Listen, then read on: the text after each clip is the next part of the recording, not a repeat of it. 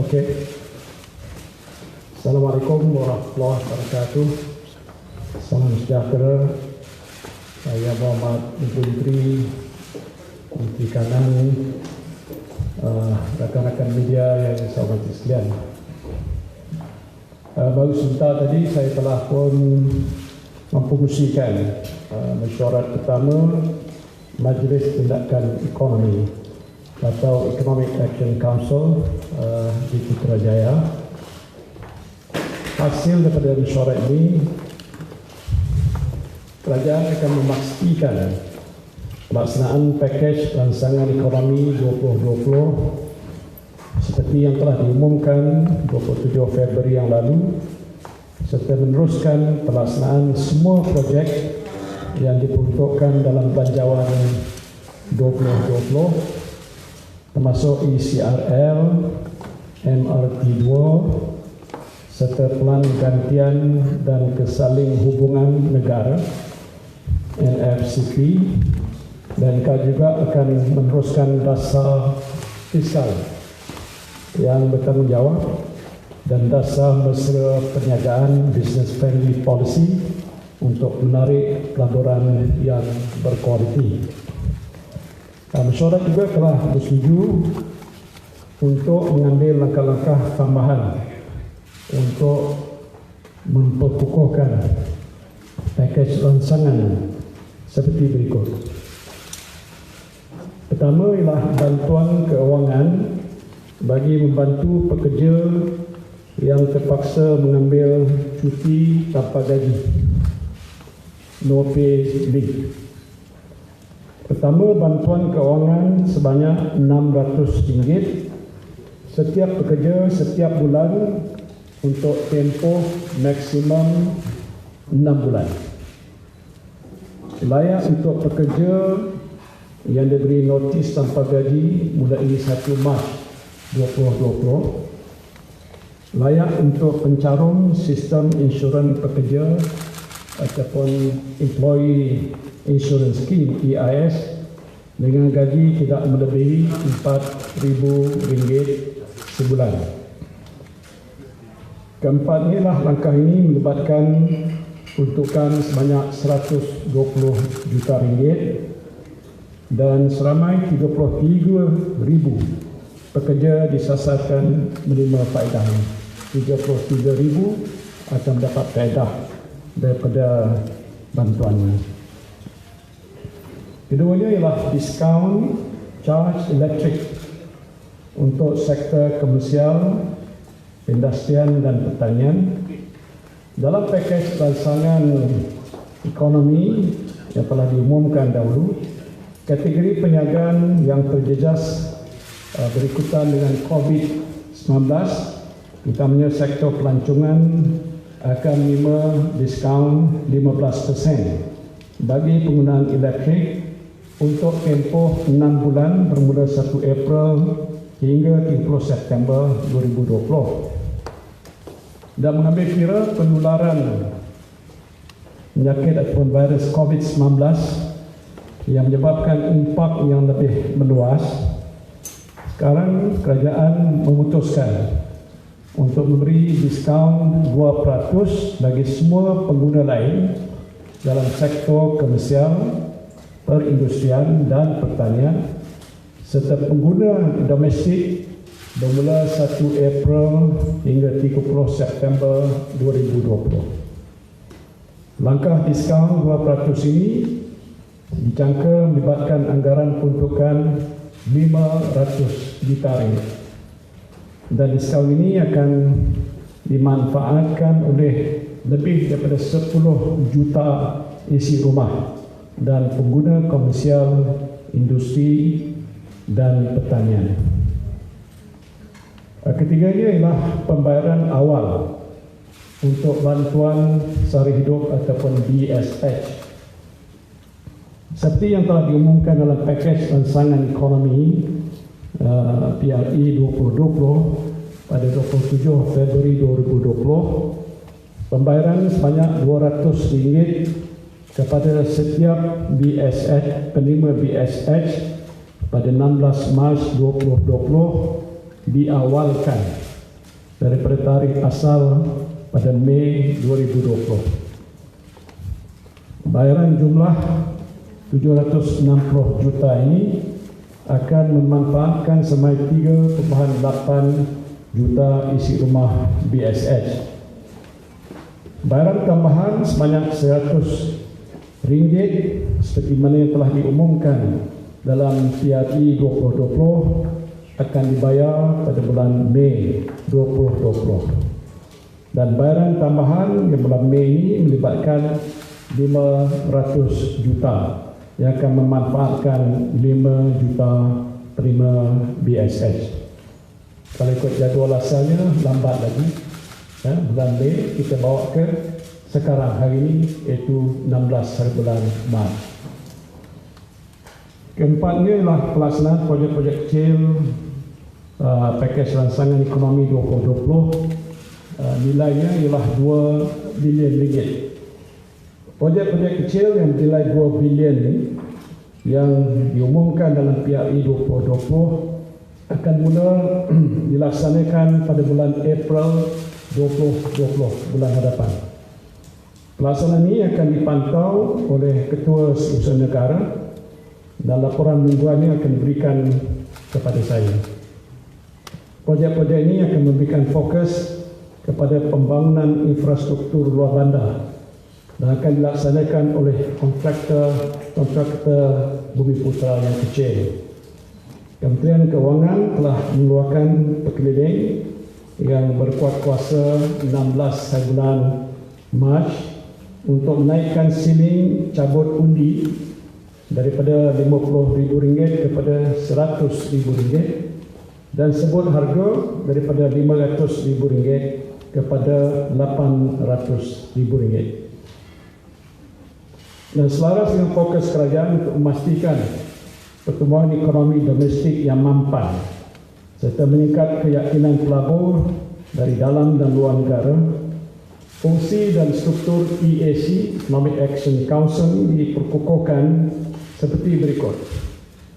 Fungsi utama EAC, satu ialah mengenal pasti isu-isu semasa ekonomi dan memperakukan tindakan untuk memastikan ekonomi kita kekal mampan serta mengurangkan impak ketidaktentuan ekonomi global.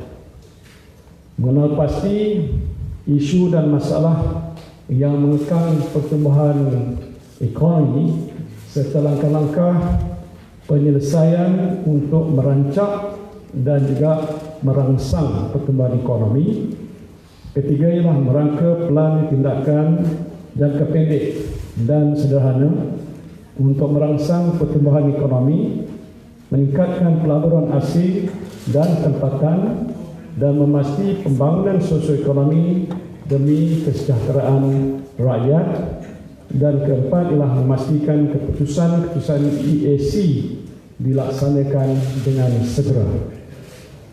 Untuk makluman dari segi struktur dan keahlian EAC ini dibantu oleh satu jawatan kuasa peringkat pegawai, jawatan kuasa teknikal dan beberapa kumpulan kerja. Jawatan kuasa peringkat tertinggi adalah yang difungsikan oleh saya. Keduanya adalah Menteri Kanan, Perdagangan Antarabangsa dan Industri, Datuk Sri Azmin. Yang berhormat Menteri Keuangan, yang berhormat Datuk Tengku Zafrul, dan yang berhormat Menteri Jabatan Perdana Menteri Datuk Mustafa bahagian ekonomi, Governor Bank Negara dan ahli-ahli yang lainlah berbahagia Profesor Tan Sri Datuk Sri Dr. Nur Azlan Ghazali, Pengarah Eksekutif Majlis Tindakan Ekonomi, Datuk Tong Kui Ong, Pengurusi DH, Tan Sri Dr. Jamilah Mahmud, Pengasas Mercy Malaysia, Tan Sri Jamaluddin Ibrahim, Pengarah Urusan Kumpulan Sarkom Axiata Berhad, Lembaga Tan Sri Gana Lingam, Pengurusi Westport Malaysia Berhad, dan Lembaga Tan Sri Jeffrey Chia, Pengurusi Kumpulan Sunway. Ex-official yang lain dah Ketua Setiausaha Perbendaraan dan Ketua Pengarah Unit Perancang Ekonomi. Jawatan kuasa di peringkat pegawai ditubuhkan untuk membantu jawatan kuasa peringkat tertinggi mengenal pasti isu-isu semasa. Jawatan kuasa ini difungsikan bersama Kementerian Keuangan, MOF dan UPE Jabatan Perdana Menteri. Keahlian jawatan kuasa ini terdiri pada pegawai MOF, UPE, JPM, Bank Negara Malaysia dan wakil-wakil sektor swasta. EAC akan dibantu oleh satu jawatan kuasa teknikal yang akan menyediakan laporan harian mengenai kedudukan ekonomi global dan juga domestik, dan jawatan kuasa ini dianggotai oleh wakil-wakil daripada MOF, UPE, JPM, Bank Negara Malaysia dan Jabatan Perangkaan Malaysia. Beberapa kumpulan kerja ataupun working group ditubuhkan untuk membantu perkembangan dan cabaran atau memantau perkembangan dan cabaran yang dihadapi di peringkat sektoral dan juga memberikan input serta cadangan penyelesaian. Antara sektor utama adalah pelancongan yang turut terjejas, pasaran buruh, perusahaan kecil dan sederhana, pembinaan, perujukan dan juga industri makanan. Bilangan kumpulan kerja ini boleh ditambah dari masa ke semasa mengikut keperluan, dan setiap kumpulan ini akan diketuai bersama oleh pihak kerajaan dan swasta. Urusia EAC ini adalah gabungan antara MOF dan UPE, dan satu jawatan kuasa ataupun pasukan komunikasi akan ditubuhkan di bawah usia untuk menyelaras semua pengumuman dan penyaluran maklumat yang berkaitan dengan EAC. Mesyuarat EAC akan diadakan tiap-tiap minggu pada hari Isnin, macam mana yang kita adakan pada hari ini. Itu saja. Itu soalan.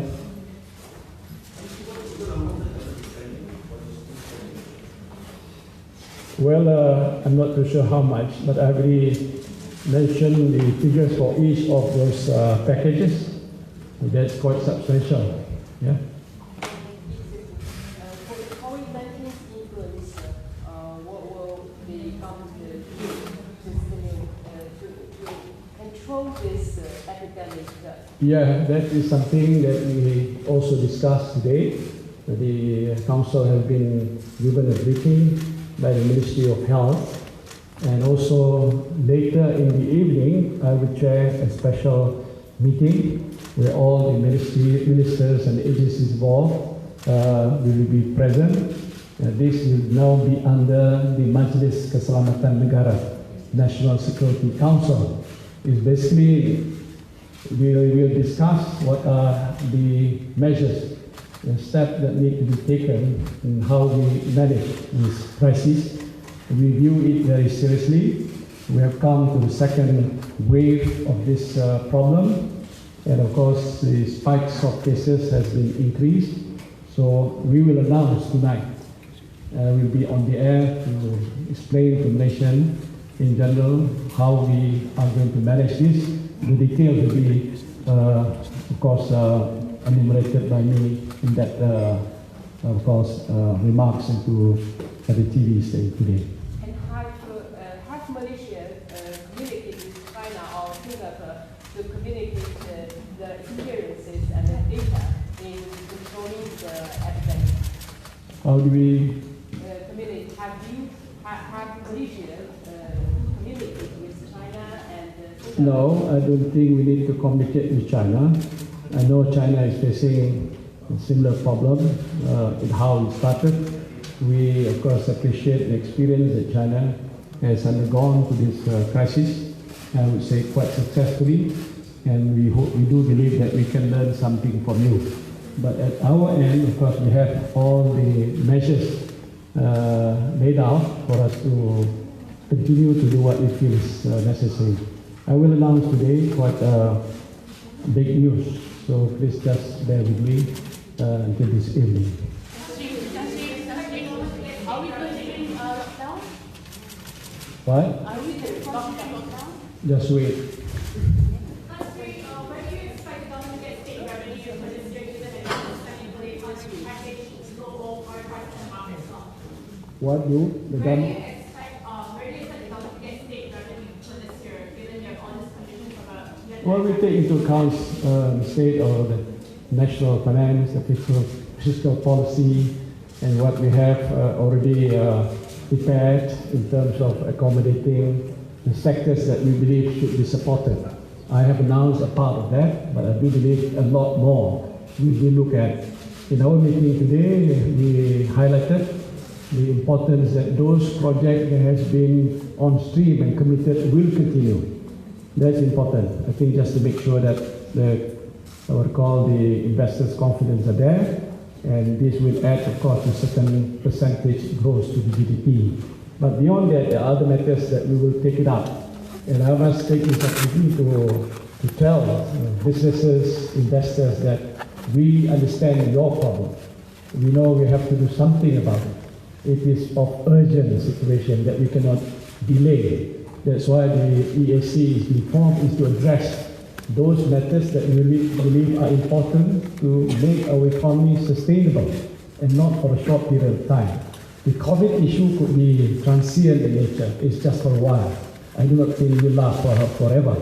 So while that is so, we know what impact that COVID has on overall economy. The sectors has been badly affected are obvious. So we need to do something, and we are now doing something about it. So just bear with us, work with us closely, and see what we can do to help you. All right? Last week, there have been concerns from women's groups about your appointment to the Women's Ministry with Wadi Rina Harun not having a good track record and Wadi Siti Zailah having a lot of controversial opinions. So, I understand. comments on this? I understand that. I think give them a chance. I have briefed Rina about what to do to manage because she's new there, but it's not that she's totally lack of experience because the new portfolio requires her to undertake a bit more time to study. But obviously I told her to work closely with her deputy minister who has certain view of certain matter. What is important is not what her personal view is. The important is what the government thinks about it. And that is a position that she or whoever it is in the ministry will have to understand. So I think bear with us and we will manage it, inshallah.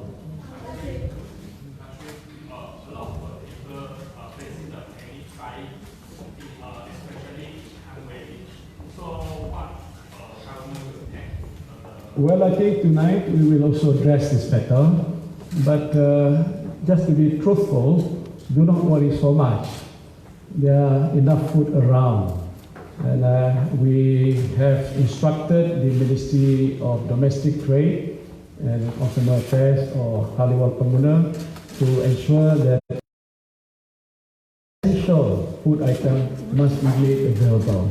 So there is no need for us. I know there's certain degree of panic, really. I think among you I saw some serious worrying that you are here and there's no food around for you to eat. But I think we believe there will be sufficient amount.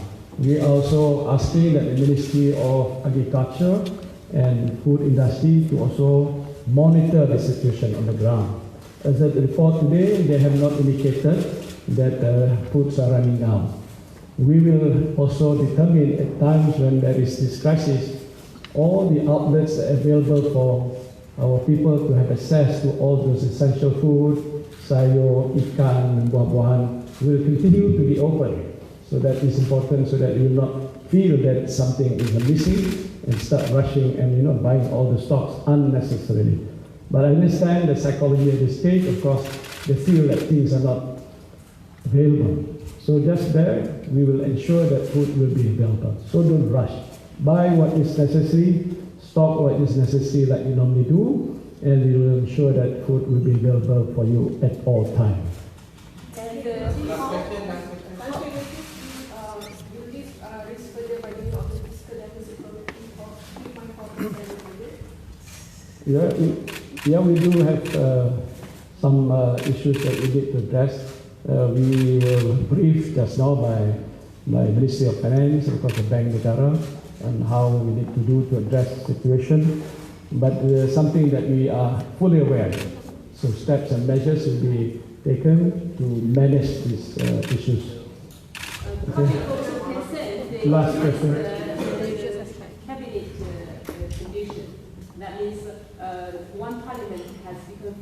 of how the new ministers and cabinet members for the COVID-19 infection.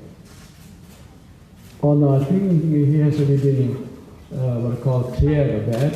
If you mention those minister, I know who he is. He has undergone the proper treatment, and he's now back to work. So as far as I'm concerned, he's as normal as you are. Last question. Yes, we understand that. The Ministry of Health have informed me in the last meeting there is still a need for us to increase the numbers of ventilators. It's not just the beds, because if people are caught in this situation, they are short of breath and they need some oxygen, need that sort of equipment. The Minister of Finance has given basically all the monies that is required, the Ministry of Health, to buy ventilators, to acquire where it is most available, and to make sure that it is available when it is required. Okay, thank you. Right, terima kasih.